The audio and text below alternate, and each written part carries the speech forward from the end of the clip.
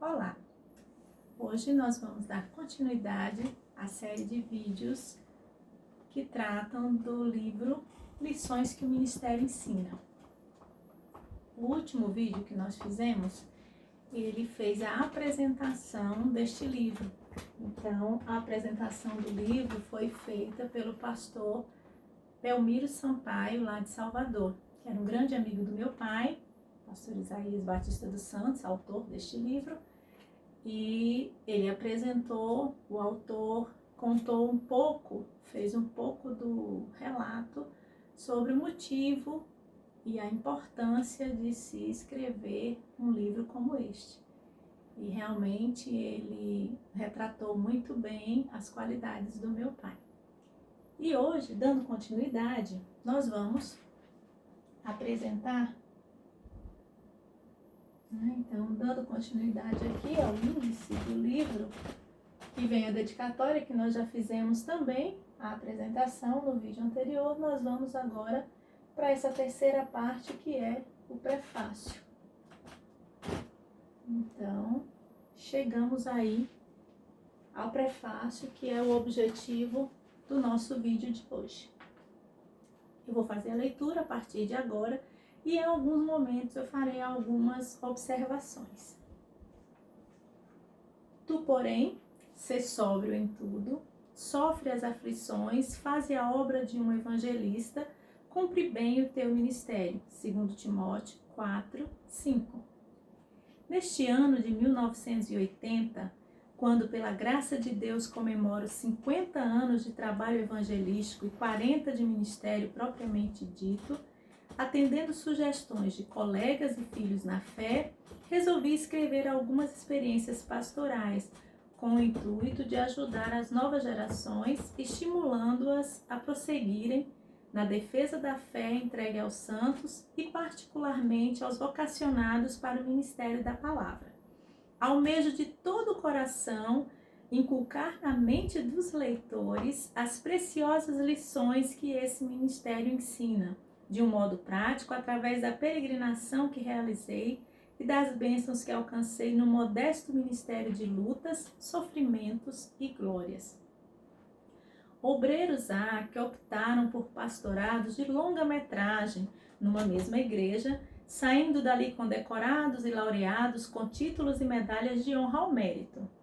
Deus, porém, colocou no meu coração o desejo de realizar pastorados curtos, entre 5 a 10 anos em cada igreja, dando mais preferência ao interior que às capitais, abrindo novos trabalhos e pastoreando igrejas de médio porte, sempre avançando em busca de novas metas.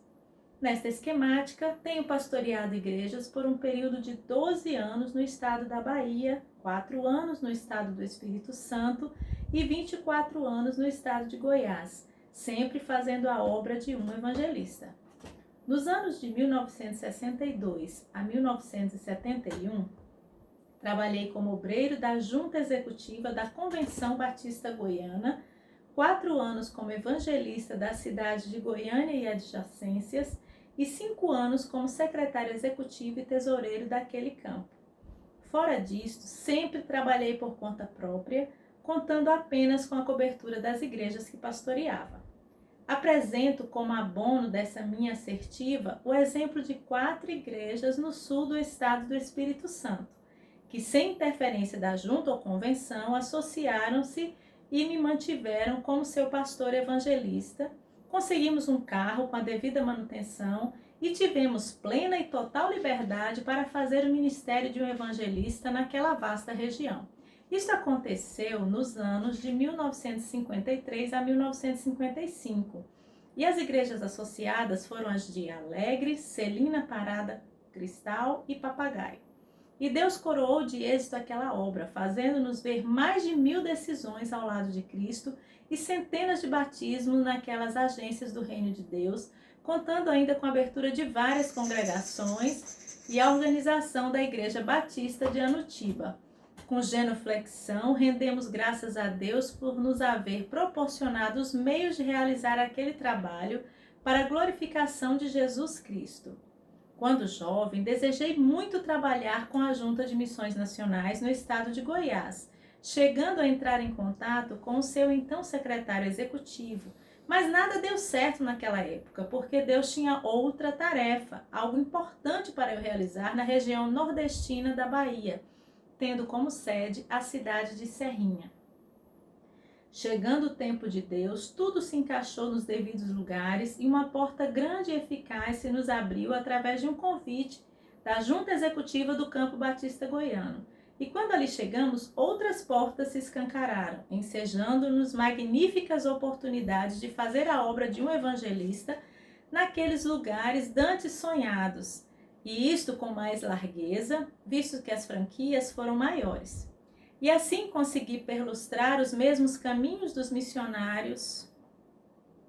Andei de teco-teco, a pé e a cavalo, de jipe e voadeira, visitei aldeias de índios, dormi em redes, em casas de pau a pique, alimentei-me com produtos extraídos do babaçu, atravessei várias vezes os rios Tocantins, Paraná, Araguaia, Javaé, Rio do Sono e o Manuel Alves Pequeno. Essa foto, inclusive, é justamente quando ele estava no Rio Javaé, braço direito do Rio Araguaia, em Barreira do Pequi, na Ilha do Bananal, em 1970. Adentrei-me na Ilha do Bananal, a maior ilha fluvial do mundo, e ali preguei também o Evangelho e ganhei almas para Cristo. Visitei em Itacajá o túmulo de Beatriz Colares, a heroína de Craonópolis, bem como os de Mary Ruth e Valdice Queiroz. Conheci os postos da FUNAI, que operam entre os índios xerentes em Tocantinha, com os javaés na margem esquerda do rio Javaé, e com os carajás, à margem direita do rio Araguaia, sendo os dois últimos postos na Ilha do Bananal. Tive o privilégio de tomar parte em congressos e convenções no Alto e no Médio Tocantins, ao lado dos venerandos missionários Francisco Colares, de saudosa memória, Alexandre Silva, Marcolina Magalhães, Sara Cavalcante, JJ de Oliveira Filho. Conhecer e admirar pela sua dinâmica e consagração a Beatriz Silva, Margarida Gonçalves, Gunter Carlos e Dona Wanda, e mais de uma dezena dos eficientes e denodados obreiros que atuam no famoso Vale do Tocantins, foi-me gratificante. O estado de Goiás se compõe de 222 municípios e Deus me concedeu a graça de percorrer 150 deles, levando a preciosa semente do Evangelho, não medindo distâncias nem fazendo conta da aspereza dos caminhos. Assim avançamos até o estado de Mato Grosso, em vários pontos, tendo visitado as cidades de Alto Araguaia, Barra do Garça, São Félix e Santa Teresa. Relatando-se um trabalho desta monta, através de 3 estados importantes, como sejam Bahia, Goiás e Espírito Santo, com recursos precários e longas caminhadas, alguém poderá pensar e até arrazoar. Este obreiro deve ter tido a seu favor tempo de sobra e pouca responsabilidade de família. Muito pelo contrário. O nosso tempo foi sempre medido e pesado, e os nossos dias contados e dimensionados.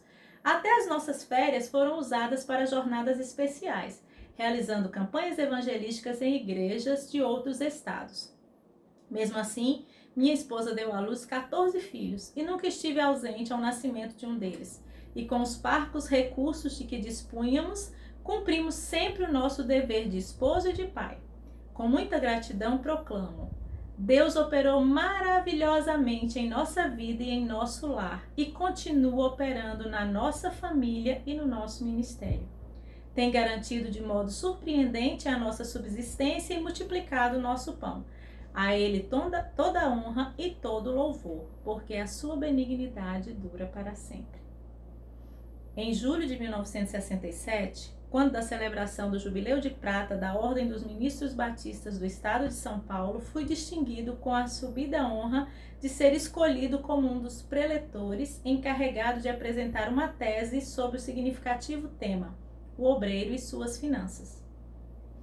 Quando o Dr. Rubens Lopes, seu ilustre presidente, fez a nossa apresentação, argumentou da seguinte maneira: vamos ouvir agora o pastor Isaías Batista dos Santos, secretário executivo e tesoureiro da Convenção Batista Goiana, obreiro que eu conheci através de congressos e convenções e depois passei a conhecê-lo melhor durante a primeira campanha nacional de evangelização como um homem de liderança que trabalha e confia nos resultados das campanhas de evangelização.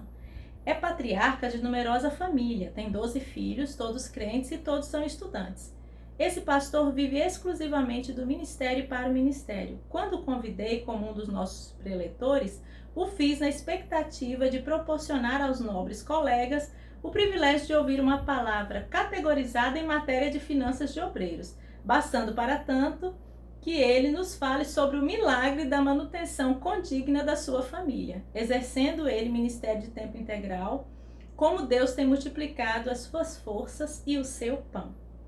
Confesso aos queridos leitores que essa apresentação do Dr. Rubens Lopes me comoveu sobremaneira, levando-me até as lágrimas, porque na realidade têm sido tantos os milagres e as providências de Deus através do meu ministério e na provisão e orientação da minha família, que só posso responder satisfatoriamente dizendo: metade nunca se contou. Esse é o título, ou melhor, é o estribilho de um hino do cantor cristão de número 383.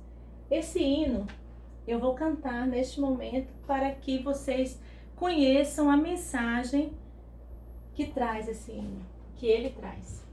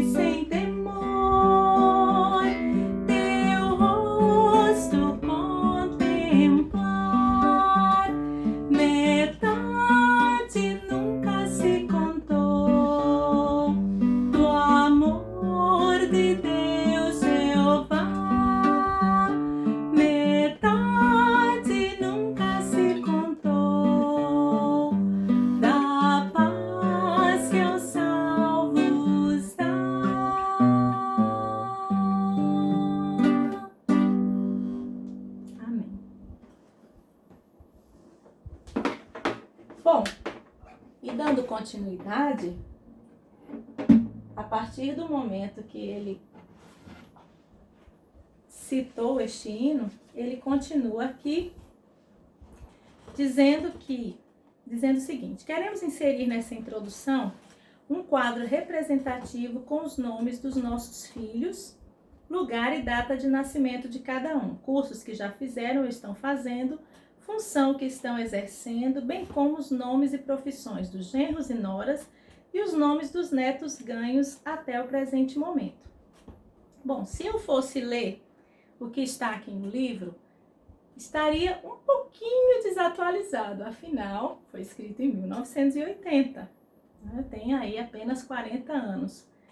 Então, na época, o papai tinha 13 filhos vivos, cujos nomes foram citados no vídeo anterior, né, quando eu li a dedicatória, e totalizavam 32 pessoas na família naquela época, contando com meu pai e minha mãe, porque eram 5 genros, 4 noras e 8 netos, além dos 13 filhos. Hoje, em 1º de junho de 2020, o pastor Isaías e Dona Nívia já partiram para o céu, como eu já falei para vocês, mas a sua descendência conta com mais de 100 pessoas, entre filhos, genros, noras, netos com respectivos cônjuges e bisnetos. Entretanto, eu não posso deixar de ler o último parágrafo do prefácio, que diz o seguinte: depois que ele falou sobre cada um de seus filhos, ele disse o seguinte: no quadro apresentado, está faltando o nome de uma filha que muito propositadamente deixei para registrar em separado. Trata-se de Valquíria I, que cronologicamente seria a número 9. Nasceu a 5 de outubro de 1955 e faleceu no dia 19 de abril de 1956, tendo vivido pouco mais do que 6 meses.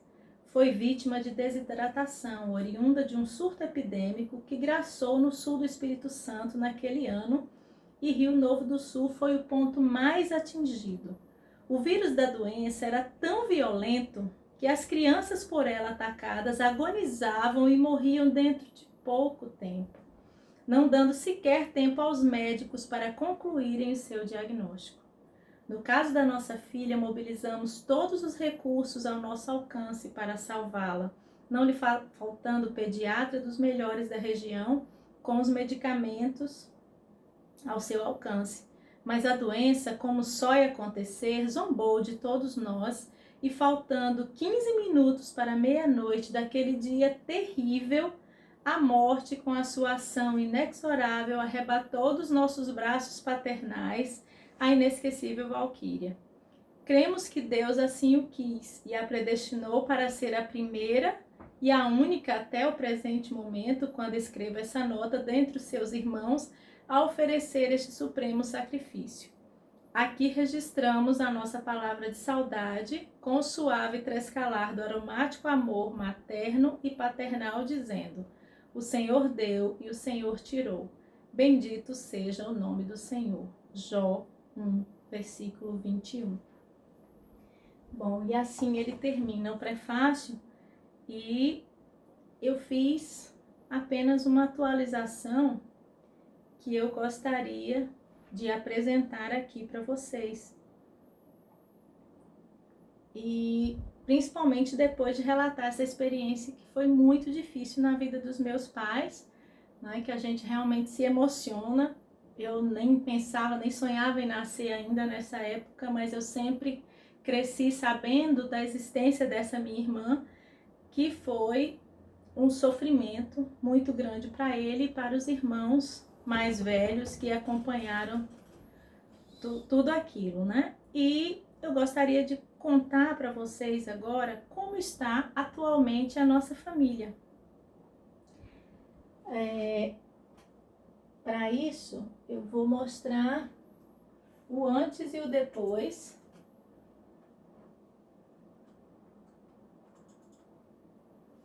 Então, quando ele falou dos filhos, era basicamente nessa época. Então, éramos ainda muito jovens. né? Então esse aí foi, se não me engano, o último momento que estava toda a família reunida. Foi no ano de 1975. Então, um pouco antes dele escrever esse livro. E éramos 13 irmãos nessa época. E eu vou ler agora o nome dos meus irmãos, o local, a data de nascimento, seus filhos, genros, noras e netos, bem como onde moram. Bom, começamos por Helenaide. Helenaide, ela é natural de Rui Barbosa, na Bahia, nasceu em 15 de fevereiro. Ela teve 2 filhas, a Nívia Zene e a Nívia Keila.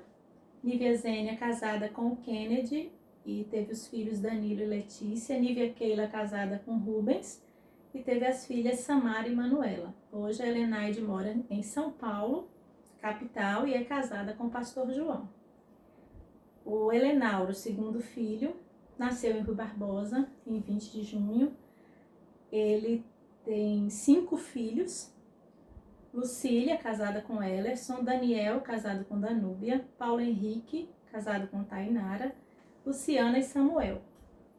Esses seus filhos lhe deram alguns netos. A Lucília, Miguel, Davi e Isabela. O Daniel, o João Gabriel e a Maria Luísa. E o Paulo Henrique lhe deu o Pedro Henrique. Ele atualmente mora em Brasília, Distrito Federal, e é casado com Suzy. O terceiro filho, Isanias, nasceu em Rui Barbosa, na Bahia, em 26 de junho. E teve um filho chamado Otto Felipe. Infelizmente, como o papai falou na época do livro, só a Valquíria Deus tinha levado. E depois que ele faleceu, o primeiro a falecer foi Isanias, lá em Brasília, Distrito Federal, em 31 de dezembro de 1995. A quarta filha, a Mirtes. Mirtes nasceu em Serrinha, na Bahia, em 9 de julho. Ela teve 3 filhos. A Júlia Helena, que é casada com o Ricardo, e seus filhos são Lucas e Tiago. O Nilton Henrique, que se casou com a Cristiane e também tem 2 filhos, Rafael e Gabriel. E a Adriane, que sua filha é a Jennifer e ela hoje é casada com o Jeff. A minha irmã Mirtes, ela não está mais aqui também conosco, Deus já levou. Ela teve assim um papel fundamental depois do falecimento de papai. E ela faleceu em Curitiba em 19 de julho de 2012, pouco antes do falecimento da nossa mãe. E ainda mora em Curitiba o seu esposo, Hélio Macedo, e todos os seus filhos. O quinto filho foi o Evandro. O Evandro, ele é natural de Serrinha, nascido em 12 de dezembro. Seus filhos são Ricardo, casado com Daiane, Arthur e Suzana. Ricardo e Daiane lhe deram 2 netas, que foi a Sara e a Alice. O Evandro mora em Brasília, Distrito Federal. A Nívia, conhecida por Nivinha, nasceu em Ipameri, em Goiás, em 19 de setembro. Vejam que, como o papai quando ele fez toda a apresentação, ele falou, né, que ele passou nos campos da Bahia, Espírito Santo e Goiás. Então, ele teve uma pequena passagem em Goiás quando a Nivinha nasceu. E depois ele foi para o Espírito Santo e posteriormente é que ele voltou para Goiás. Então, a Nívia, ela teve 3 filhos, Josemar Júnior, que hoje é casado com Catarina, e lhe deu uma netinha, Sofia. A Juliana, que se casou com Gelson Júnior, lhe deu 2 netos, Fernanda e Mateus. E o Jonatas, o seu caçula. E ela mora em Natal, Rio Grande do Norte. O 7º filho é o Josenias, conhecido por Dodge. Nasceu lá em Alegre, no Espírito Santo. Como eu falei, né? Papai passou por Goiás, foi morar no Espírito Santo. Em Alegre, o Dodge nasceu. Ele nasceu em 24 de setembro. O Dodge tem 4 filhos. A Elisa, que é casada com o Sérgio, tem 2 filhos, lhe deu 2 netos, né, o Lucas e o Samuel. A Fernanda, que se casou com o Bruno e lhe deu um netinho chamado Gabriel. E ainda tem o Fábio e o Silas, os outros 2 filhos. Ele atualmente mora em Campinas e é casado com a Luciana. 8ª filha, Luísa, nasceu também em Alegre, em 2 de novembro. Ela teve 3 filhos. Priscila, que é casada com Nelson, ele deu uma netinha, Ana Esther. O Davi, que é casado com a Milena, ele deu um netinho, que é o Ian. E a Susan, que é casada com o Fabiano. A Luísa mora em Salvador e é casada com o Gessé. Valquíria, 9ª filha. Então, teve aquela Valquíria que Deus levou e papai, quando nasceu a nova filha, ele deu o mesmo nome, que foi Valquíria. Nasceu em Rio Novo do Sul, no Espírito Santo, em 10 de setembro. Valquíria teve 4 filhos. O Einar, mais velho, casado com Heloísa, e lhe deu uma netinha chamada Olivia. O Renan, que é casado com a Shirley, ele deu um netinho, Renan Filho. A Laura, casada com o André, que lhe deu 2 netinhos, Murilo e Marina.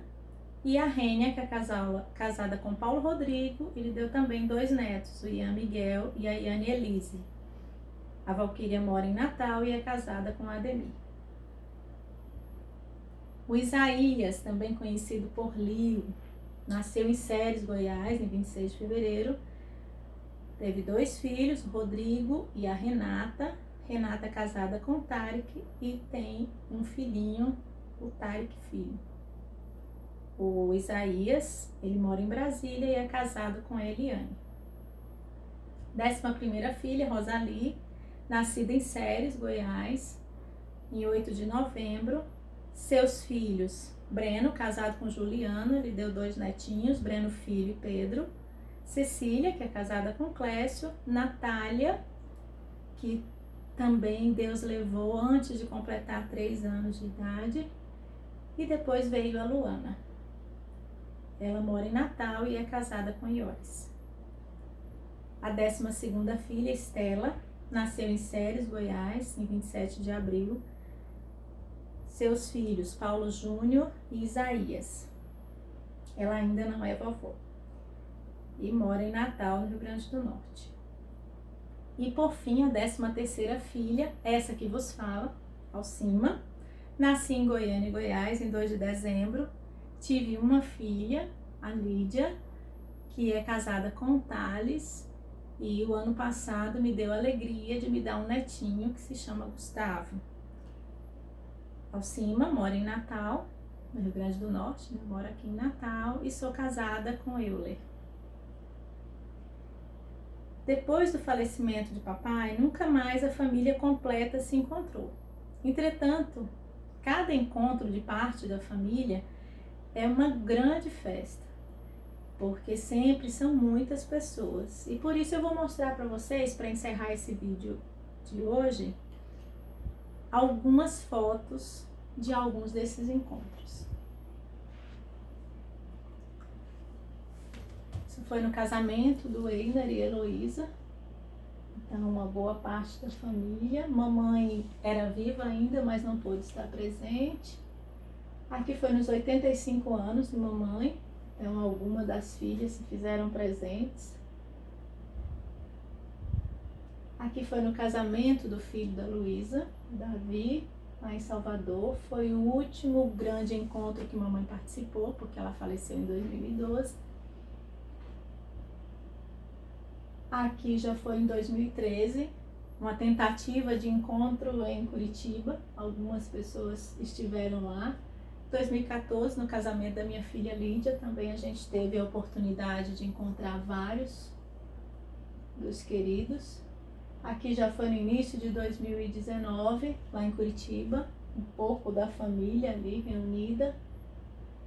Aqui também em 2019, mas já no meio do ano, quando a Renata, filha do Isaías, se casou. Então foi um momento que encontrou uma grande parte da família, creio que foi um dos maiores encontros da família. E assim a gente vê que a cada dia a família cresce mais, porque os netos do meu pai, ou melhor, os bisnetos do meu pai já estão começando a pensar em casamento também. Então já tem um casamento marcado ainda para este ano.